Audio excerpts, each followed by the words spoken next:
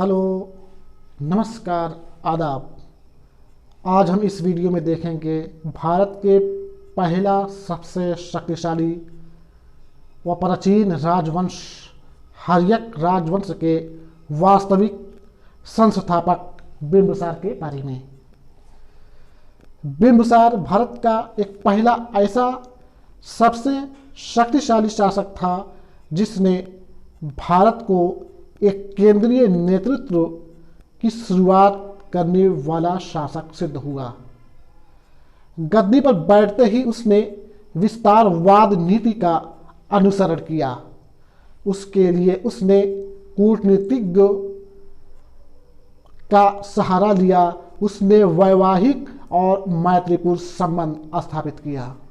उसने प्रमुख राजवंशों से मैत्रीपूर्ण संबंध स्थापित किया और उसने अपने राज्य विस्तार नीति को इस तरीके से बढ़ाया कि उसके आगे आने वाले मगध के अन्य शासक साम्राज्यवाद का विस्तार करते गए और भारत जो छोटे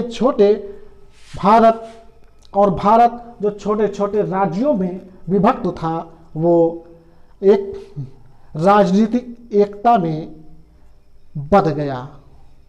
तो इस तरीके से बिंबिसार ने जो शुरुआत की थी उसका जो है परिणाम यह हुआ कि मगध पूरे भारत का एक केंद्रीय नेतृत्व करने लगा और पूरे भारतवर्ष का जो राजनीतिक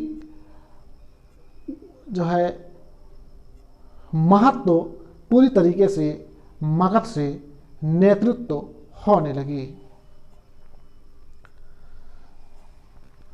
गद्दी में बैठते ही बिंबिसार ने वैवाहिक संबंध स्थापित करना शुरू कर दिया। मगध के उत्तर में लिच्छवी लोग से सबसे पहले लिच्छवी के शासक चेतक की पुत्री छेलना से उसने विवाह किया। इस तरीके से उत्तर की सीमाएं उसकी सुरक्षित हो गई, क्योंकि विनय पिटक में इस बात का वर्णन किया गया है कि लिच्छवी लोग रात को मगध की राजधानी पर हमला करते थे और वहां पर लूटपाट मचाते थे। दूसरा महत्वपूर्ण लाभ यह हुआ कि वैशाली के दक्षिण से गंगा नदी निकलती थी, जो पूर्व के भागों में व्यापार करने का प्रमुख मार्ग था, जिससे इस तरह के वैवाहिक संबंध होने से आर्थिक एवं राजनीतिक दोनों लाभ प्राप्त हुए। दूसरा महत्वपूर्ण वैवाहिक संबंध कौशल नरेश प्रसेनजित की बहन महाकौशला के साथ किया, जिससे उसे न केवल एक मित्र प्राप्त हुआ बल्कि काशी के बहुत से गिराम लगभग 1 लाख आय वाली आमदनी के दहेज के रूप में प्राप्त हुए। तीसरा महत्वपूर्ण फायदा यह हुआ कि वत्स से भी मित्रता और समर्थन प्राप्त हो गया, क्योंकि कौशल और वत्स संयुक्त रूप से एक थे। तीसरा महत्वपूर्ण वैवाहिक संबंध उसने मध्य प्रदेश आधुनिक पंजाब की राजकुमारी क्षेमा के साथ किया। तो इस तरीके से महावग्ग में वर्णित किया गया है कि उसने और बहुत से राजवंशों से जो है मैत्रीपूर्ण और वैवाहिक संबंध स्थापित किया। महावग्ग में बिंबिसार के रानियों की संख्या 500 तक आकी गई है। उसने अवंती के शक्तिशाली शासक परघोत से मित्रता स्थापित कर ली और इस तरीके से जब एक बार परघोत पांडु रोग से ग्रसित था तो बिंबिसार ने अपने राजवायद जीवक को उसकी सेवा में भेजा था। उसने रुरुक अर्थात आधुनिक सिंध के शासक रुद्रायन व गंधार के शासक पुख्त सती के साथ भी उसने मित्रतापूर्वक संबंध स्थापित कर लिया। तो इस तरीके से उसने आंतरिक और बाहरी पूरी तरीके से अपने राज्य को सुसंगठित और सुदृढ़ कर लिया और उसके बाद उसने अपने पड़ोसी राज्य अंग पर आक्रमण कर दिया। आपको बता देना चाहता हूं, विदुर पंडित में इस बात का वर्णन किया गया है कि बिंबिसार के पिता बोधिस के शासनकाल में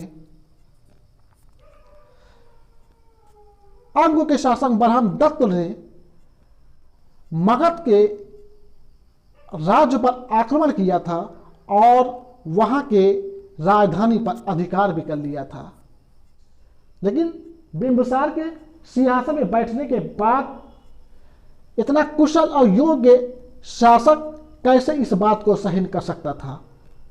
उसने उस पर आक्रमण किया, ब्रह्मदत्त मारा गया और संपूर्ण अंग को मगध राज्य में मिला लिया गया। तो इस तरीके से मगध अंग का मगध राज्य में मिल जाना, मगध राज्य का विस्तार लगभग संपूर्ण बिहार में फैल गया और अपने बिंबिसार ने अपने पुत्र अजातशत्रु को वहां का वायसराय अथवा उपराजा नियुक्त कर दिया। बिंबिसार अपने राज्य की विविध समस्याओं को व्यक्तिगत रूप से रुचि लेता था और उसका निवारण करता था। अपने राज्य के पदाधिकारियों को उसके गुण और दोष के आधार पर वह पुरस्कार व दंड दिया करता था।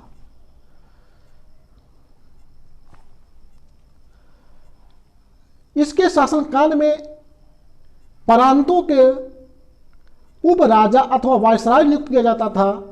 जैसे अंग को जब मगध राज्य में मिला लिया गया तो बिंबिसार ने अपने पुत्र अजातशत्रु को वहां का उपराजा अथवा वायसराय नियुक्त कर दिया।